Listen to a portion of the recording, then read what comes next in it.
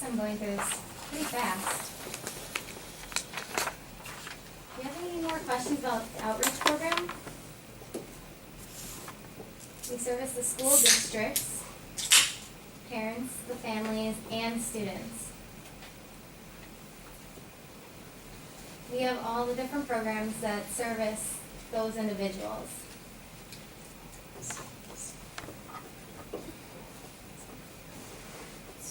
And you know who my staff is, so I hope all that's clear so far.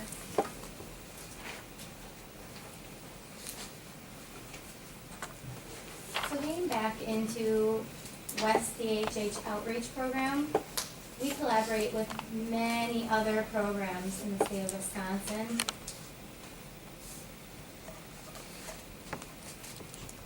We take advantage of their money, their talents, and where they can provide service to us as well. On the federal level, we have the Office of Special Education Programs through the Department of Education. That's where we get the federal funding for the deaf-blind program that I was just talking about.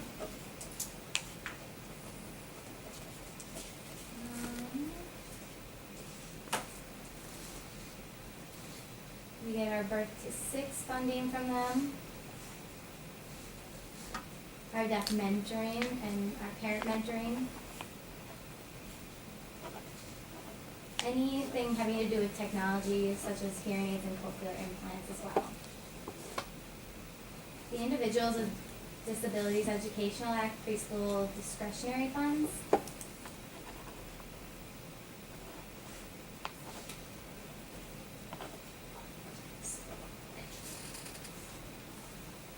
So if a child needs, Oftentimes they provide funding for if we feel that that student is a worthwhile project. okay. If a child needs an FM system, do you guys provide that, or do you help the school to pay for that? How do you use your funding for that type of a thing?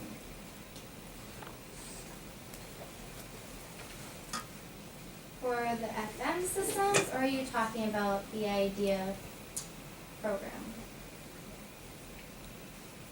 The Office of Special Educational Programs is a statewide program. It's not a school level. Okay. It provides funding for all of the different school districts and all the different students involved in that.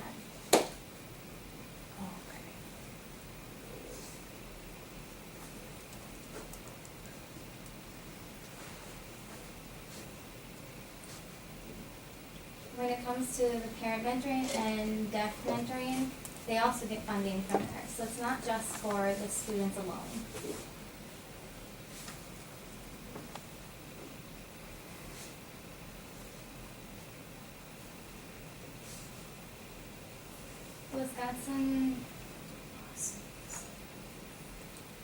The Wasserman Center in Madison, they do provide FM systems, cochlear implants, any communication assistive technology.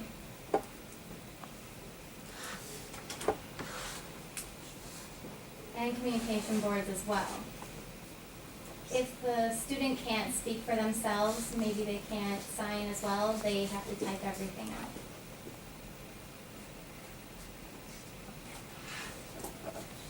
Our Birth to 3 program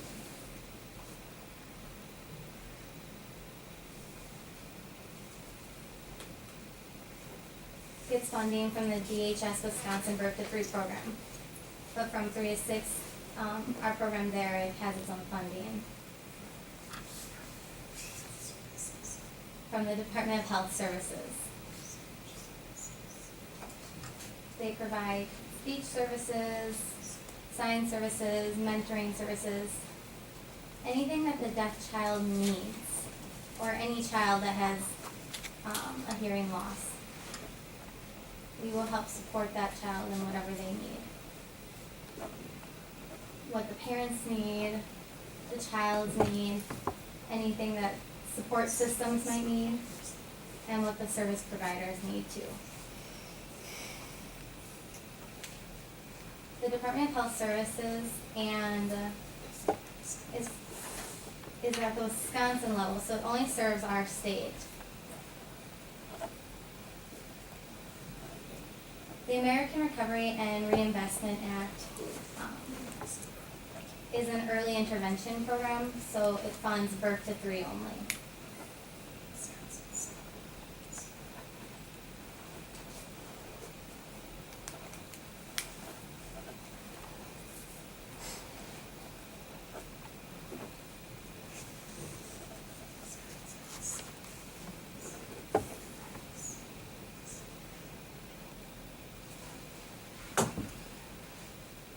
The Wisconsin Sound Beginnings program provides us with an exact number as to how many students or children we have in the state of Wisconsin that have a hearing loss. Excuse me, interpreter error. Babies that have a hearing loss.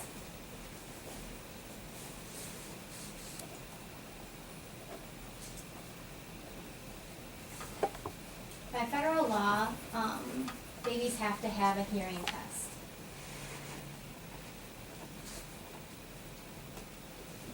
If they fail that test, they have to see an audiologist, or they're referred to an audiologist.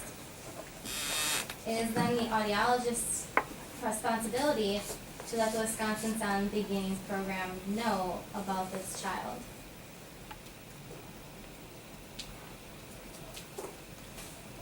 So the responsibility to let that program know is on them.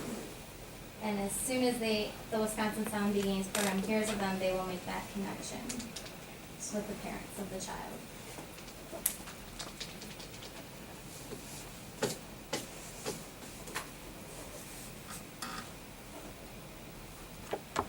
Office for the Deaf and Hard of Hearing supports students that are ready to graduate from high school.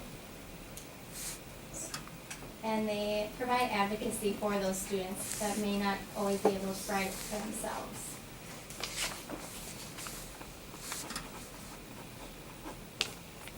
They provide workshop trainings, and they try to teach the student support system how to help them as well.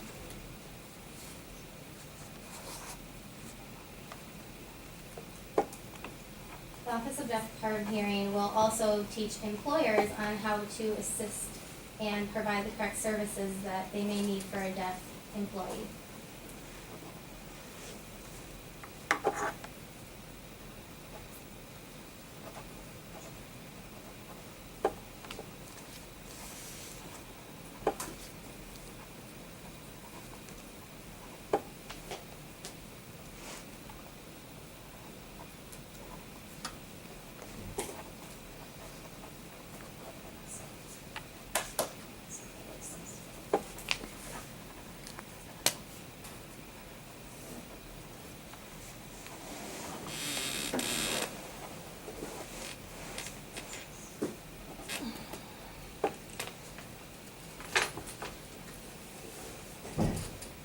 The Wisconsin Family for Hands and Voices itself is a national organization.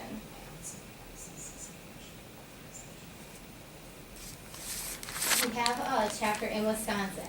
Hands and Voices itself is a national organization, but we have our chapter in Wisconsin.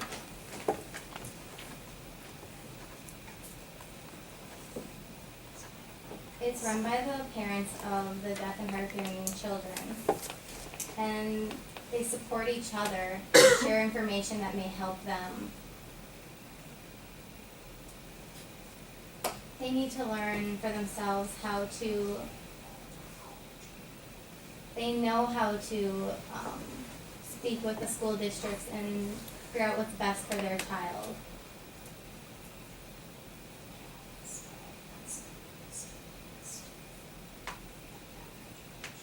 They always know what the newest and latest is in deaf education. And they will help the parents provide the best IEP for their student. here at the University of Wisconsin-Milwaukee, you here could be a future educational interpreter, correct? So you need to practice and build your skills.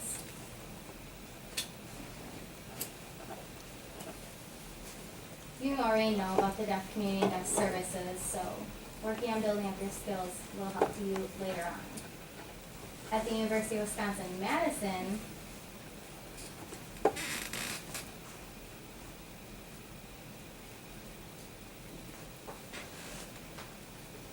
they have connections to the legal ways of helping deaf education grow, and as to the deaf rights of the students.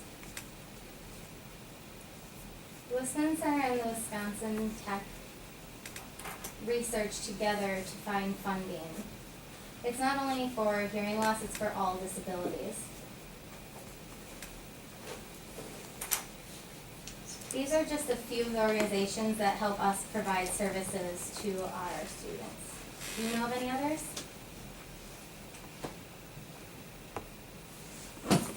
Question? I have a question related to deaf blind, and Heidi is the coordinator for the deaf blind services. Does she train and work with interpreters? I'm a student, but even though I'm a student, I feel that my work with the deaf blind is very difficult. So does Heidi provide any type of support for interpreters who work with deaf blind students?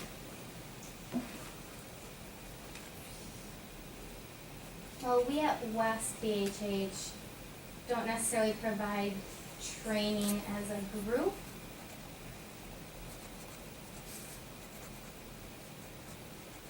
But Heidi with the Wisconsin Deafblind Technical Assistance Program does provide those type of services. They get funding to help provide more one-on-one training and support the interpreters and coach the interpreters as well on how to work with those types of consumers.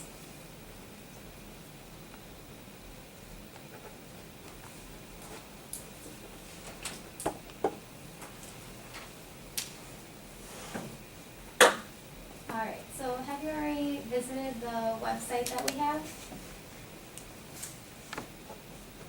There is a lot to look at on our site, and many different resources that you can use as well. It provides professional development, volunteer opportunities, and tons of networking opportunities as well. If you'd like to know more about deaf services, or well, educational services in terms of being an interpreter,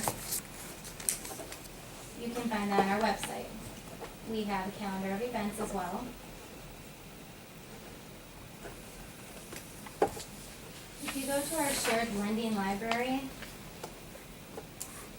it's very overwhelming, all the different things that you can find on there.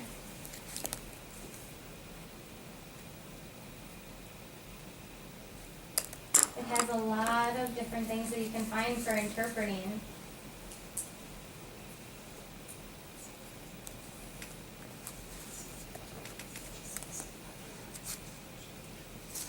We do have 3 different listservs,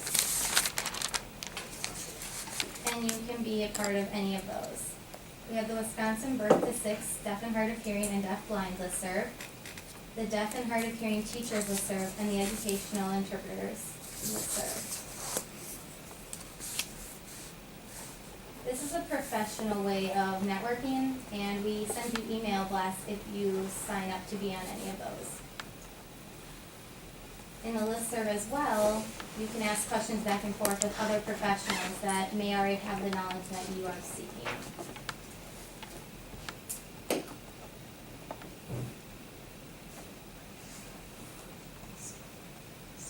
The school administrators, they're starting to get the right idea about how to support deaf children. So we provide different presentations for them to go to and understand more. They sometimes think that they don't need an educational interpreter, that the student can learn for themselves. They just don't see that, why a student would need that. So we try to tell them that the school needs to provide this service so that the student can themselves become an independent individual.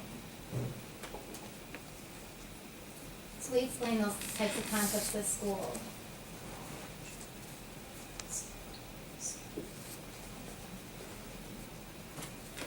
So that so that they can understand that the interpreter themselves provides services that help the student become independent.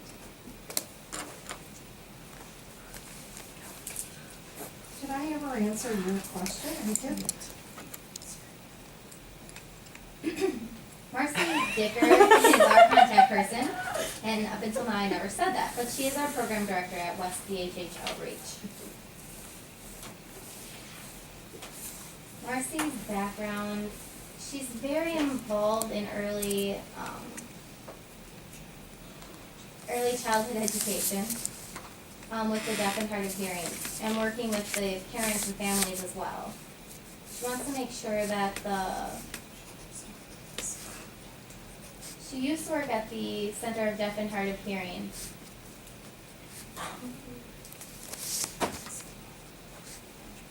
And she also is involved with the Deaf Mentor Program. And as of today, that has really grown from where it used to be. Do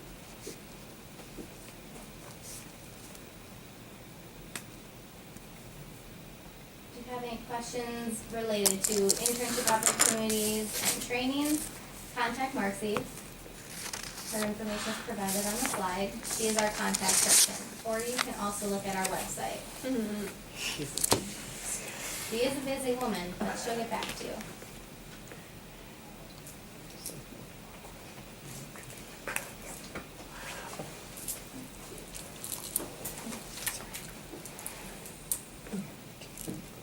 Can you clarify, when you go into a school district, or if the school district and parents call you to observe a child, oftentimes the student is working with an interpreter, and there is a misunderstanding that they made. What did you use? That is important to explain. Let me clarify. Our role when we go into a school is to work with the school district, with the IEP team, and support them in their decisions. We observe the student, and we do make evaluations, and we don't evaluate the program itself.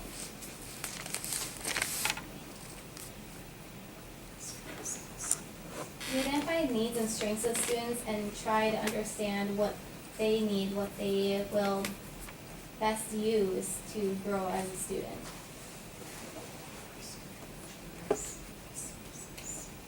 We offer many different strategies and resources for the school district, the families, the students, all to get help in what they need.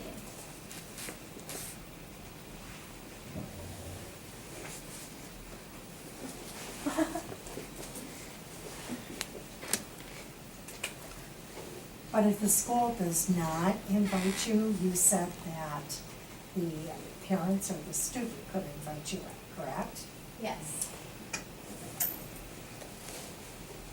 The parents and students can contact us and request our help. So we explain our role and we discuss with the school what opportunities we can provide for them to help this